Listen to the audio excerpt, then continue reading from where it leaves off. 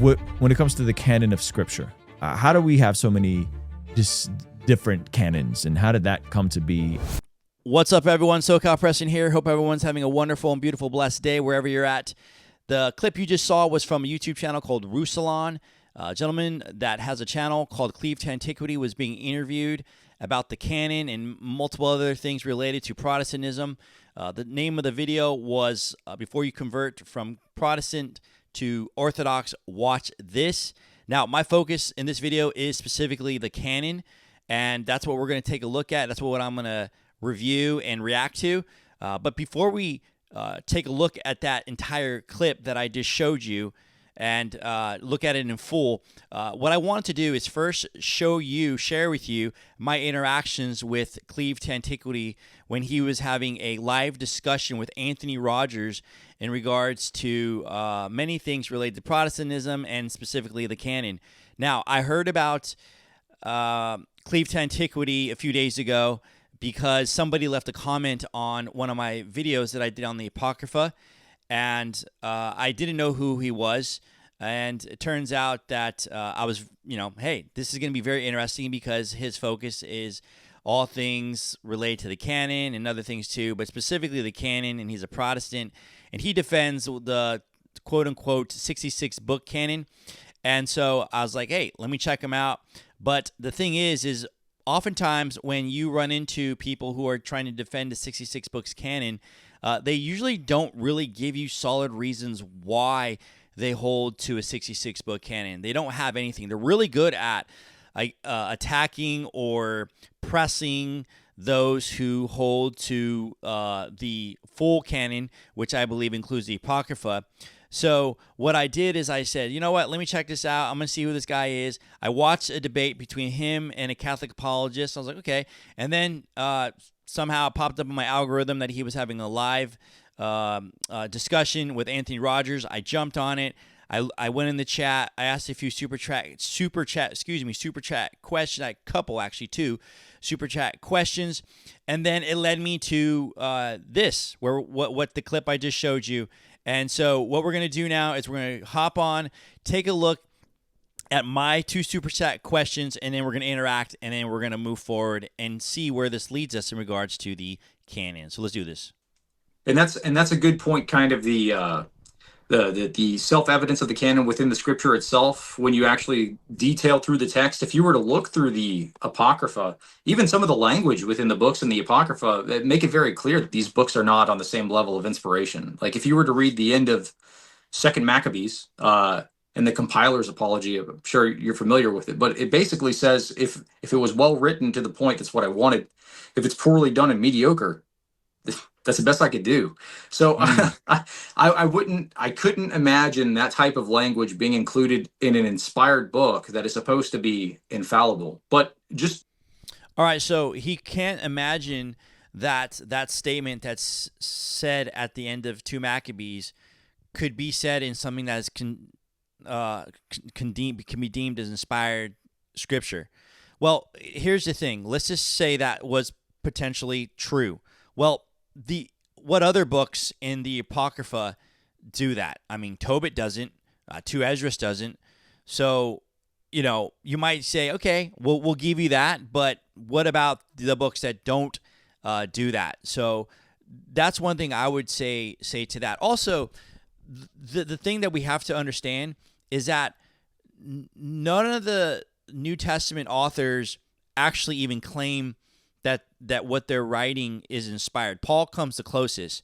But, like, for example, if you read Luke chapter 1, the first 3 verses, first I think 4 verses, when you read that, it sounds as if it's like a natural historian, meaning that it's someone who has observed around him, done his research, looked around for the data, collected it, and then shares it.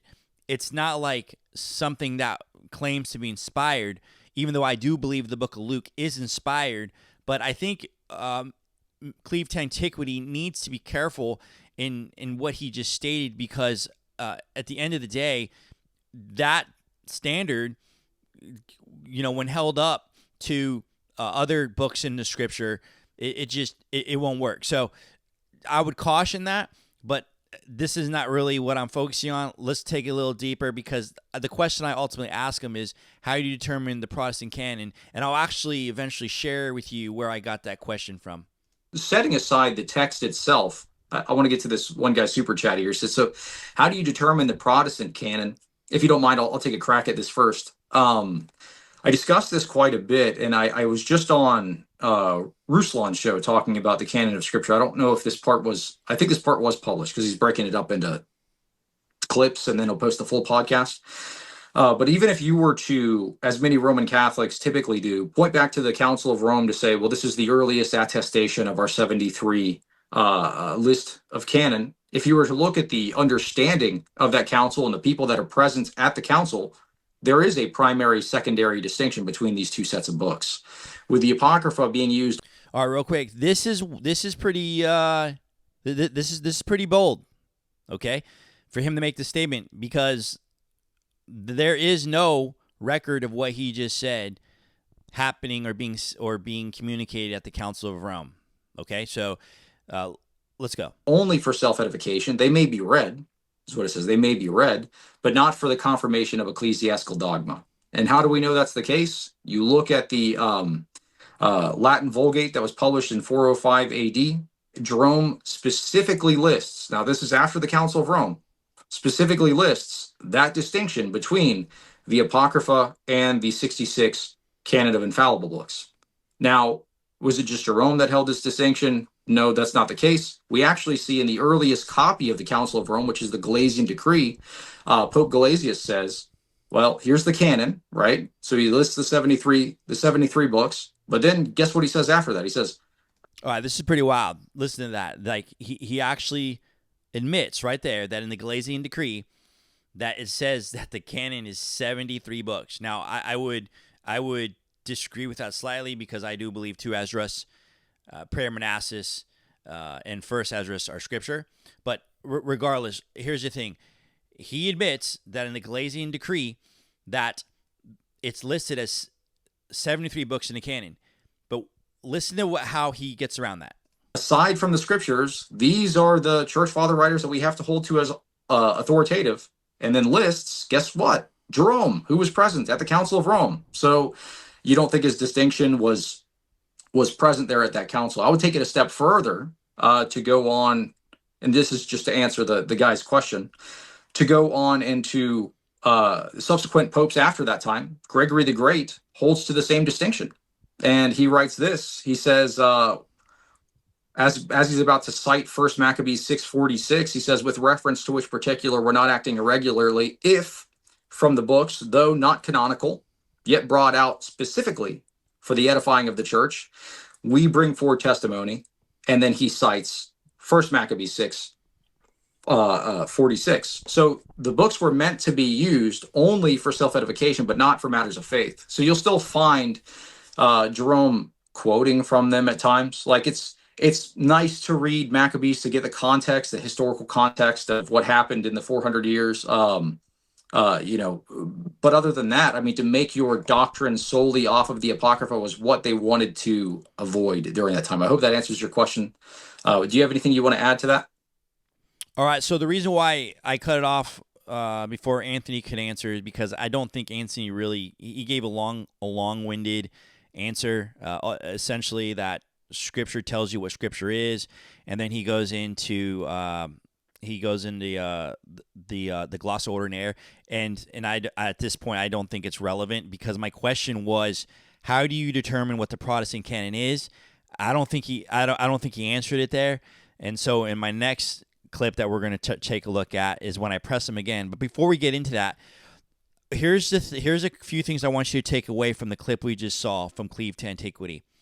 Okay, first off, he went back to the Council of Rome. Okay, and he pulled from the Gelasian Decree, and the thing is that you could look at it for yourself. Whether or not it's authentic, I'm not going to get into that. I'm going to assume right now it's a legit document, okay? Because there are a few interesting reasons why somebody would question whether or not that was actually an authentic document from the actual Council of Rome. But regardless, let's assume it is authentic. one, we learn that the canon does not match the Protestant canon. Okay, Cleaved Antiquity admitted that it listed 73 books, but then the interesting thing is he tries to prove that because Jerome was listed as those who are to be trusted, that somehow that taught that within that council that there was a two-tier system. That's a huge stretch. I highly recommend that you go check out the list yourself, because you'll see that those in that list that are listed besides Jerome are strong believers that the books that are in the Deuterocanon / Apocrypha are scripture, okay? So that doesn't actually support his argument. I think it actually refutes his argument. So just be mindful of that. Check it out for yourself. The Glazing Decree lists 73 books as canonical. Whether or not it's authentic, to me, at this point, it doesn't matter, especially if you're going to try to use it like that. I'll just say, fine, let's go ahead and do it. But by just listing Jerome and saying because Jerome was listed, that means automatically that in the council, which you even admitted that his Vulgate was published after the council, that you admit that, okay, we have Jerome being listed, but did you tell everyone that there were other people that were listed that actually believe the Apocrypha / Deuterocanon scripture? All right, so let's go ahead and check out the next clip, which is going to be focusing on answer my question that I asked. Born again RN. Epiphanius held to 22 books, 22 Hebrew letters. Error he got from the Greek Jubilees from 1st century BC, same as Protestanity. So he's talking about kind of the formulation of the canon there. All right. I actually thought that was kind of cool that he Steve Christie asked the question before me, or actually he asked the question, he made a statement. I've debated Steve Christie. Check out my debate on my channel. I have it in my playlist of debates, and also I have a response to that. So that was hands down the best debate I've ever had, as far as just overall, like, interaction, research, and my interlocutor goes. I mean, nothing against those who have debated in the past. It's just Steve definitely, he's written a book. He's, at this point, I'd say one of the top Protestant canon, quote unquote, apologists, and it was a privilege definitely to debate him. But anyways, let's move forward. Take a look here. Sorry, lots of super chats here I want to bring up and make sure they get read. You mentioned church fathers and the Apocrypha, but you didn't answer my question. How do you determine the Protestant canon? Can you give me 3 standards? Well, I mean, I think it was sufficient what I was discussing. We went through 2 separate lines of reasoning, one from the scripture itself, and then 2 from church history. If you want to read more on this topic or watch more on this topic, I have several videos that cover this. I was just on Ruslan's channel discussing this. If you go and look, I think the title of the video was something along the lines of, did Martin Luther remove books from the canon or something like that? So you can check out that video and dive. All right, so this video this interaction between him and I. The interview between him and Ruslan was not published yet. It was actually published the next day. All right. So, anyways, but let's just take a look at the 2 things, the 2 standards he gives. That Scripture itself tells us what Scripture is. I didn't hear that in his response, and I'm not knocking him, because I mean there's a lot. I mean like when you're getting asked questions and you're on the you're just, there's so much that can be going on through one's head. So I get it, but when you are a self-professed Christian / Protestant apologist, I am looking for some clear answers for a very important question, and the question is, how do you determine what the Protestant canon is? Like, that's it. Like, can you list me your clear standards for that? Now, to be fair, in this second challenge I made to him, that he at least gave me 2. Scripture will tell us what Scripture is. How in the world that's possible? I could see how, maybe the closest one maybe would be, I don't know, like Peter telling us about Paul in his scriptures, but overall, like there's not like a way really to use scriptures to tell us what scripture is. I mean, if so, like you got to show me, you got to demonstrate that to me. Now, the second standard he listed, and the last one, was church history. And to me, that actually is the best way, almost, I'd say one of the best ways to prove that this 66 book canon is not the official list at all. And that, in fact, church history supports the inclusion of the Deuterocanon / Apocrypha within the canon, okay? And so, to me, that is not something that supports your case. And again, we go back and we'll retouch this idea of the Council of Rome, actually really being proof that there's a 66 book canon, there's 2 tiers.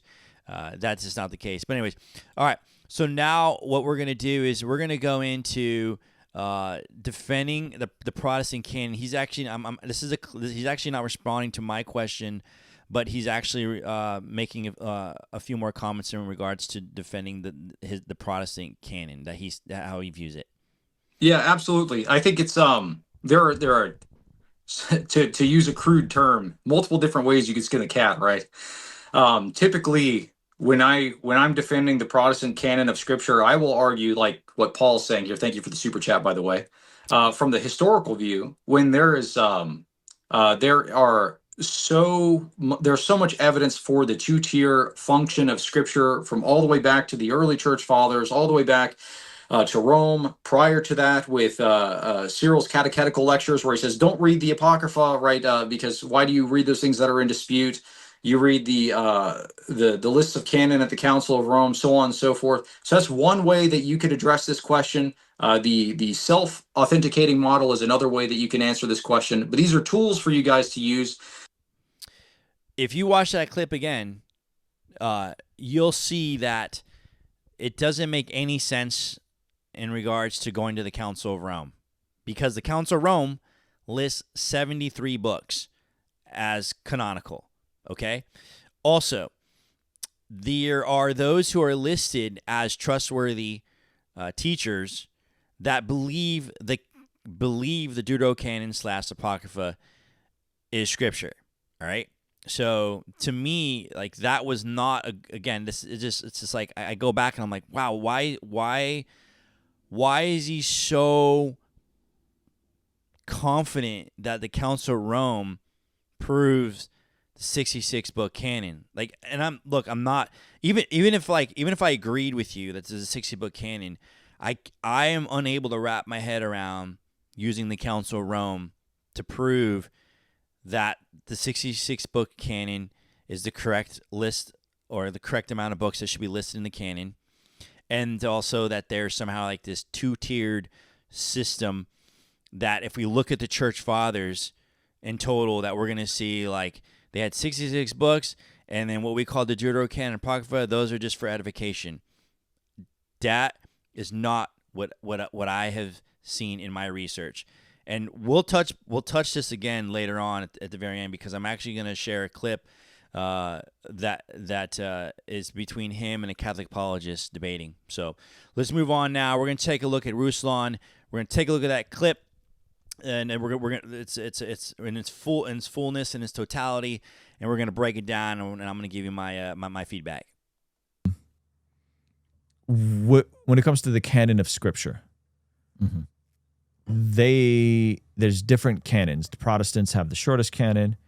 Catholics have a longer canon. I think Eastern Orthodox have a longer canon, and then the Oriental Orthodox, I want to say, have the longest canon in terms of the number of books that they have in them. How do we have so many different canons, and how did that come to be, and how did we even get the scriptures, and where do we get our canon lists from?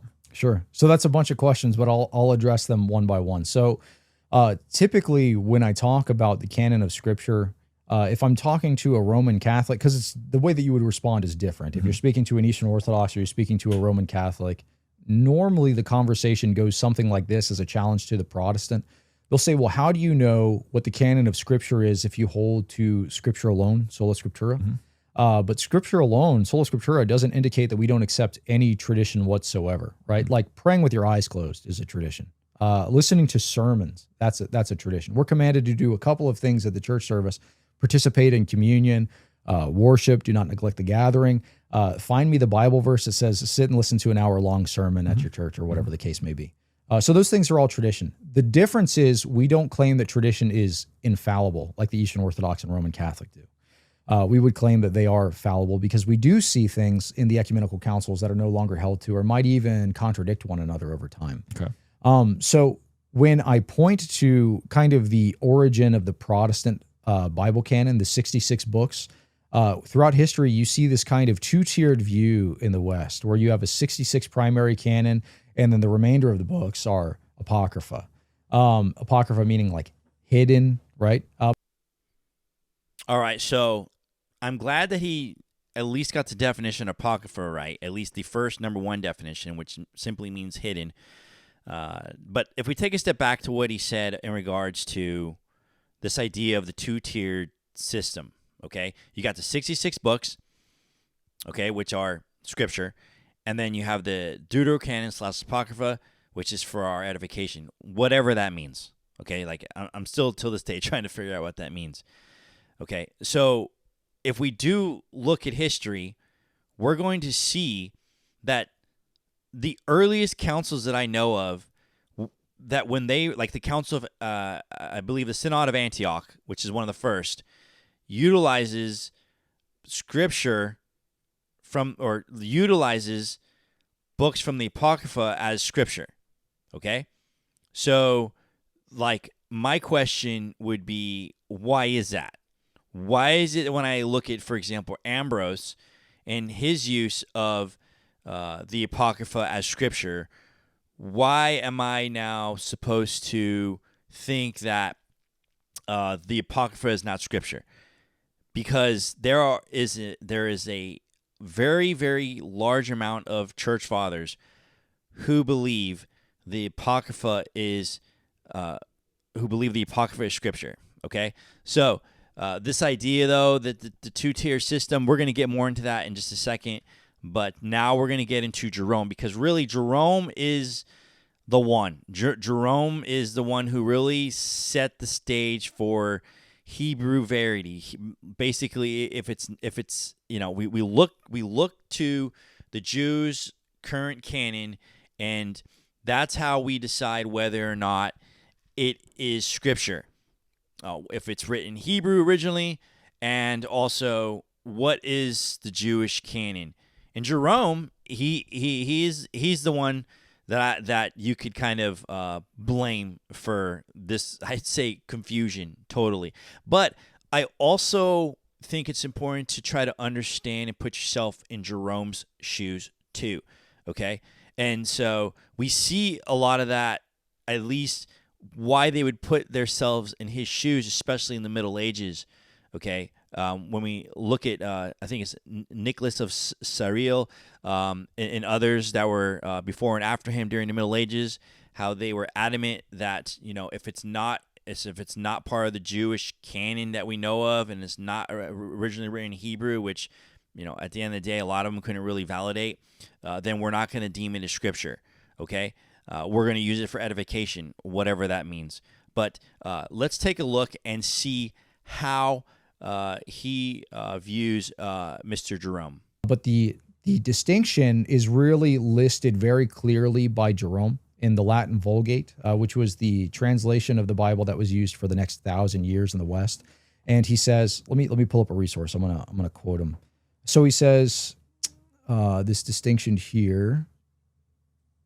So you can use these for the confirmation, or you can use these for self-edification, but not for confirming the authority of ecclesiastical dogma. So you can use these for self-edification, but not for confirming the authority of ecclesiastical dogma, meaning not for matters of faith, right? So when we talk about self-edification, like you can read Maccabees to kind of get the political context of, like, they were conquered by the Greeks, the Jews were conquered by the Greeks, and then their revolt and trying to get free of them and that kind of a thing.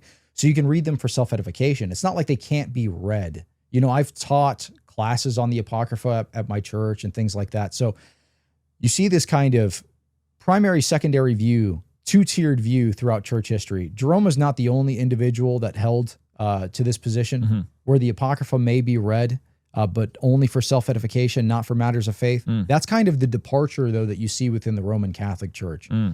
As of the Council of Trent, there is no two-tier distinction there. They're all the same level of authority. The Council of Trent was much, much later. Yeah, that's in the 1500s. Yes. So you see that distinction kind of being abolished, and they're all the same level. And if you hold a contrary opinion, you're anathema. Is that, you think, overcorrect? Oh, so by the way, he finished up by saying, is that an overcorrection? And Cleve to Antiquity says, yes, totally. He's talking about the Council of Trent, which happened over 1,500 years after the crucifixion. So anyways, but beside that, the one thing, though, that I want to discuss and talk about in relation to what we just saw was, this idea of looking at the Apocrypha / Deuterocanon as something that could be used for edification. Again, what does that even mean? See, for me, it's not so much like, can I read this? It is, can I believe it? Is this true? Let's take, for example, Tobit. Is Tobit a real historical figure? Did the archangel Raphael really talk to him? Okay? Or Tobias, I believe, sorry. Is this a real archangel? Is this true history? Okay? You might know that in 1 and 2 Maccabees, we learn a lot about Antiochus Epiphanes. We learn about the Maccabean revolt. Is that true history? Like at the end of the day, that's one thing I want to ultimately know. Is this true? Is this true? And by saying that we use it for edification doesn't do us really any justice, because we need to be able to then ask ourselves, if what I'm reading in Baruch, is this really Baruch's words? Is Baruch really a prophet? Is he really telling us true history? And that's what I want to know, okay? I think Christians get too overboard when it comes to this idea of, is something used for building doctrine or not? It's like, first things first, is it true, okay?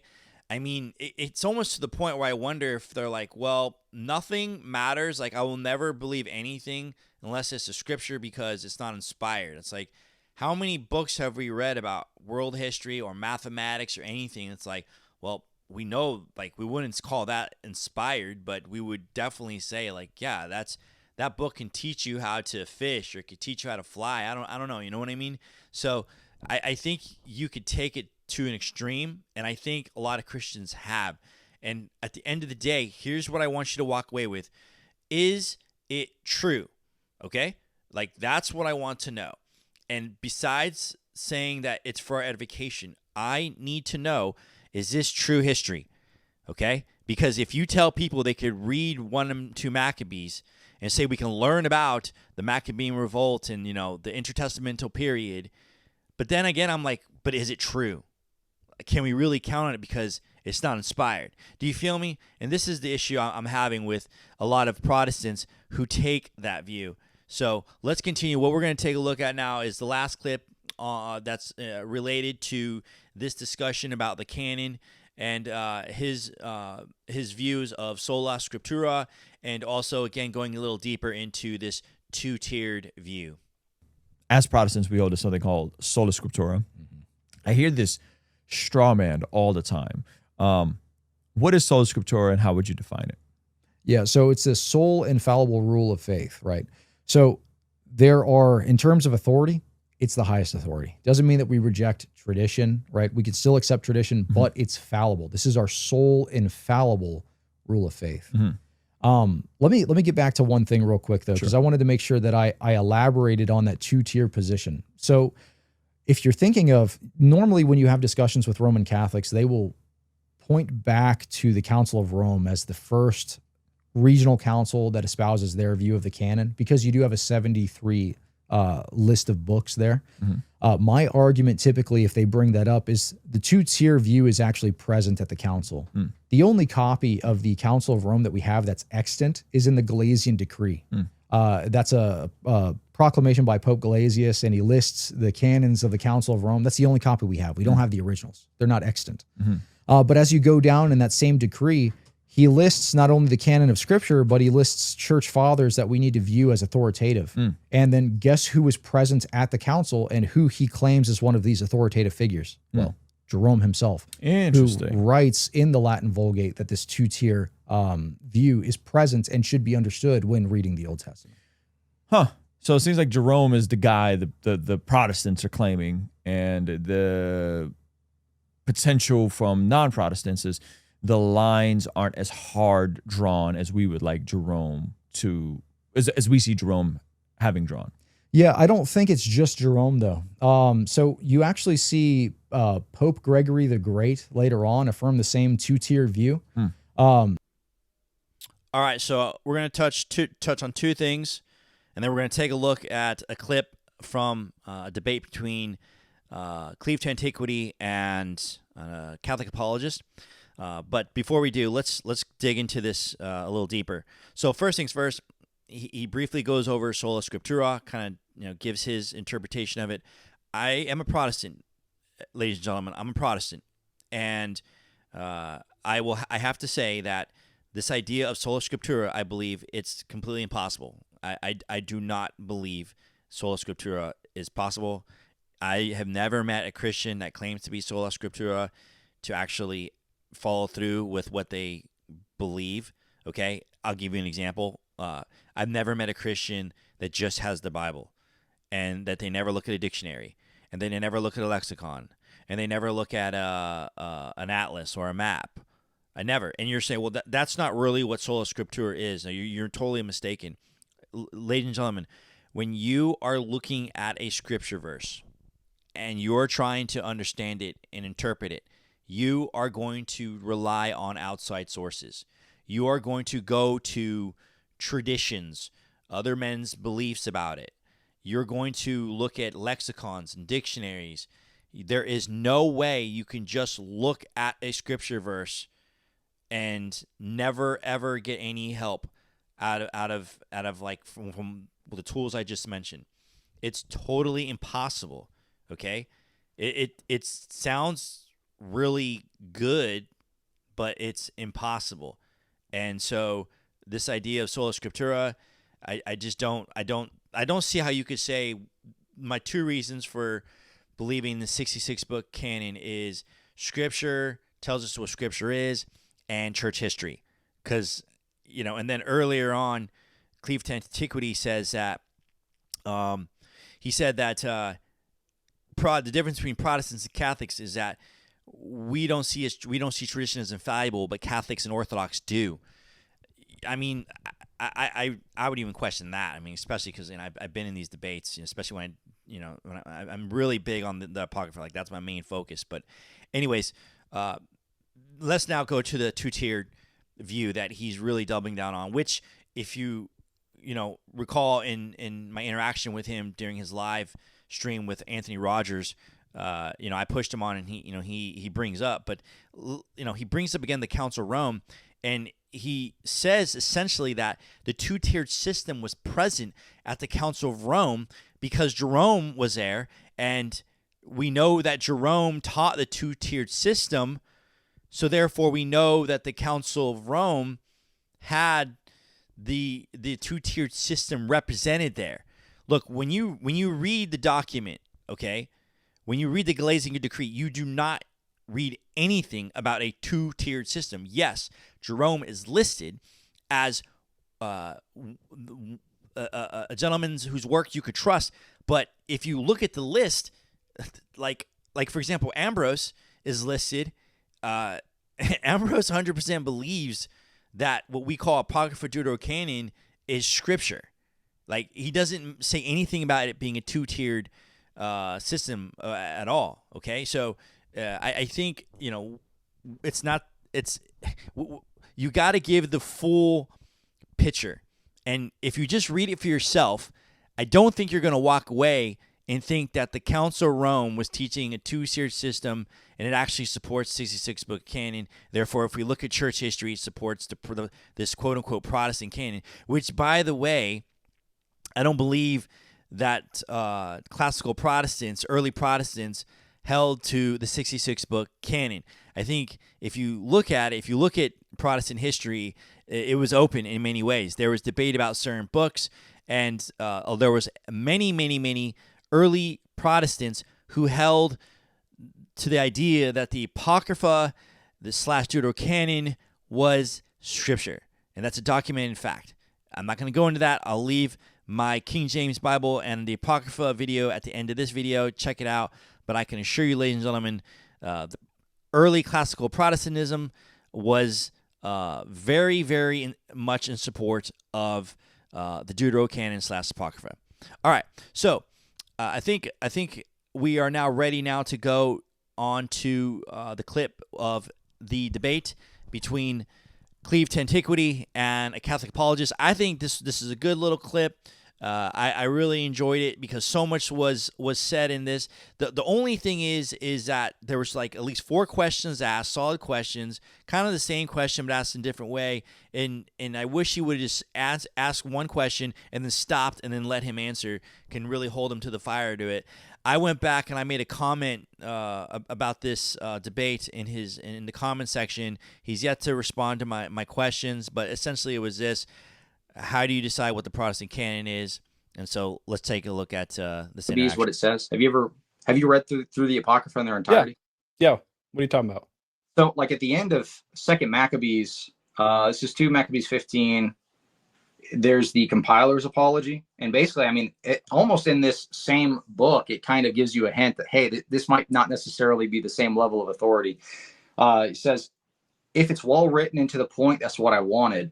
If it's poorly done and mediocre, well, that's the best I could do. And he's talking about what he compiled in 2 Maccabees. So he's like, right. Well, it is what it is. If there's some kind of an issue in here, it's the best I could do. It's all right. So I do think that this distinction is known throughout history. Now, yes, there is some level of debate. Some people say that Augustine held them to be all divinely inspired, like you see at the Council of Trent. I don't think that's the majority of the patristic witness. And I think I would affirm that Rome and Carthage both held this distinction, as is present by every other text that we read that is referencing these two councils, and that particular distinction being held then. Okay, so just yes or no, just to simplify, yes or no, you think some of the fathers held these books to be inspired? Or you think it was absolutely zero? I think there's some debate, which is why when you see so yes, I think some did, which is why I think when you see, as I read in the Glossa Ordinaria in the 13th century, it says, many people who don't give much attention to the Holy Scriptures think all the books contained in the Bible should be honored and adored with equal veneration, not knowing how to distinguish among the canonical and non-canonical books. Right. So obviously there is this problem. Otherwise, he wouldn't be addressing it. Right. This commentary for use by the priesthood, which actually helped them to understand this distinction, Right. Okay. So basically you're saying some fathers held these to be inspired and authoritative on equal footing with the proto-canon, and some did not, right? Sure. Okay. So let's say that that's the case. I'm willing to play ball with that. And I don't know what the numbers are. It could be 50-50, 50 follow Jerome, 50 follow Augustine. I don't know what the exact numbers are, but it's an open question among the fathers, right? And I think that your argument because this is the next thing I want to really push on you a little bit, maybe, if that's okay. But I think that the argument that you would make for how the 66 book canon is defined is reception. But the problem is Augustine flat out says the entire African church has received the Deuterocanon as being inspired scripture. He says that in City of God. I don't remember if he says it in De Doctrina or not. I can pull up the quotes if you'd like. But the entire African church is receiving these deuterocanonical books, apparently on the same footing with the charism of inspiration behind them. And then you have some people following Jerome, maybe, who hold that these books are useful for edification, but may not be considered on the same footing as the proto-canon. So as a Catholic, what I see here is father disagrees with father. I see reception of some books, but not reception of other books. And I see this tension. So you have chosen, with the Protestant viewpoint, to follow Jerome's position. But why is Jerome's position better than Augustine's position? Because, they disagree at several points throughout their careers. And sometimes the church clarifies, like it does with the deuterocanonical books at the Council of Trent and Florence and Rome and Carthage, etc. And sometimes the church doesn't clarify about the disputes between Augustine and Jerome. For example, the famous spat that they had over if the apostles were liars or not. St. Jerome seems to think that that Peter was being dissimulous, that he was pretending to circumcise people, pretending to follow the Jewish laws, even though he actually wasn't. So what is the authority by which you break the loggerheads, the tie between Augustine and Jerome? And then furthermore, the question that I really want to get at that's deeper than that is, how do you determine the Protestant canon? Because there has to be some authority that determines it. There has to be some body that can say, this is our canon, because the scriptures alone are not sufficient to define the canon. You can't read, for example, let's say the book of Amos, and just read the book of Amos and infallibly come to the conclusion that it is inspired. Or the book of Esther, right? St. Athanasius actually thought the book of Esther, it was not inspired. So how do you define the canon in the early church whenever there's not a unanimity and the African church is going one direction and the part of the church that follows Jerome is going another? What is the tiebreaker and how do you define that canon? All right, so there you have it. That was excellent job. Well done, Cameron. But Cleave to Antiquity, unfortunately, he did not answer his questions in any way. In fact, if you go and you check out that debate and you look in the comment section and you see my comment, I specifically, I give the timestamps. I ask the question again. I'm like, can you answer these questions? Those were solid, all of that. And here's the thing. The ultimate thing that Cameron was trying to get at is who's the tiebreaker? How do you decide which one's right? Okay? Because Cleave to Antiquity admitted that there is tension, that there is one side that thinks there's a scripture and there's another side that thinks they're not. And so if you're cleaving to antiquity, how do you decide, who's right? And by the way, just the very phrase cleave to antiquity to me is so powerful, because I think it actually refutes cleave to antiquity himself, or Ben, because when I went and I looked up, kind of the background behind that very phrase, it comes from Vincent of Lorenz, and you can find this on the internet, and it's from a work entitled "For the Antiquity and Universality of the Catholic Faith Against the Profane Novelties of All Heresies." And in chapter 3, this is where we find the phrase, and he explains it. Listen to this, ladies and gentlemen. Listen to this. It says this, chapter 3, what is to be done if one or more dissent from the rest? Okay? It says, what then will a Catholic Christian do if a small portion of the church have cut itself from the communion of the universal faith? What surely but prefer the soundness of the whole body to the unsoundness of a pestilence and a corrupt member? What if some novel contagion seek to infect not merely an insignificant portion of the church, but the whole? Then it will be his care to cleave to antiquity, which at this day cannot possibly be seduced by any fraud of novelty. Ladies and gentlemen, do not stop reading there. Keep going, and let's keep going. And it says, but what if in antiquity itself there can be found error on the part of 2 or 3 men, or at any rate of a city or even of a province? Then it will be his care by all means to prefer the decrees, if such there be, of an ancient general council, to the rashness and ignorance of a few. But what if some error should spring up on which no such decree is found to bear? Then he must collate and consult and interrogate the opinions of the ancients. of those, namely, who, though living in various times and places, yet continuing in the communion and faith of the one Catholic Church, stand forth acknowledged and improved authorities, and whatsoever he shall ascertain to have been held, written, taught, not by one or two of these only, but by all, equally, with one consent, openly, frequently, persistently, that he must understand that he himself also is to believe without any doubt or hesitation. Ladies and gentlemen, that is what cleave to antiquity means. So, with all that said, what I would love to do right now is recommend 2 books for you to check out and read. The first book is actually one of my favorites. It is the book that really opened my eyes to understanding the Apocrypha and viewing it in a more positive light, and eventually helping me understand that the Apocrypha is Scripture. And it's this book, The Use of the Apocrypha in the Christian Church, written by Mr. William Heaford Daubney. It is a fantastic resource. It was written, I believe, in the 1800s. But either way, it's a classic and well researched, well documented, and in fact, a book that has been used by Catholic apologists when they're trying to defend the Deuterocanon. They've used it, and it's a great resource. And the second book I would like to recommend is another favorite, is Why Catholic Bibles Are Bigger by Mr. Gary Michuta. Excellent book. I read his first edition, probably 10 or so years ago, and this is the second edition. It's an easy read. It is packed full of information. Highly recommend it. You got to get your hands on it.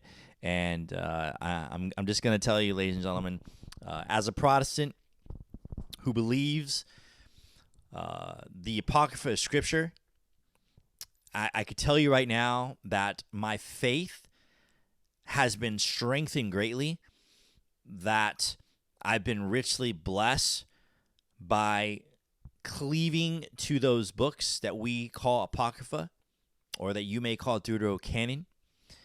And I could tell you right now that those who reject those books, those who deny those books as Scripture, are actually doing themselves a disservice. And by just telling people that you could read them, but only for edification, I think underneath that is something that is actually doing more harm than good. And if we are to be truly Protestant, we would see that that is not in the true spirit of Protestantism to act that way and to treat those books that way. And for those who say they're not Protestant, like, for example, they're Baptists, for example, well, I will tell you that the Anabaptists of old, the original Baptists, all held to the Apocrypha as Scripture. And in the coming months, I will be making a video about that, and I'm looking forward to that. All right, ladies and gentlemen, I want to say thank you so much for watching. If you've made it this far, this is a topic that's near and dear to me. And to cleave to antiquity, I really hope we get an opportunity to have a discussion, a gentlemanly discussion. This is something that needs to be done. And this is, to me, I think the greatest question at hand today is, what is the true canon? All right, everyone. God bless. SoCal Preston. I'm out.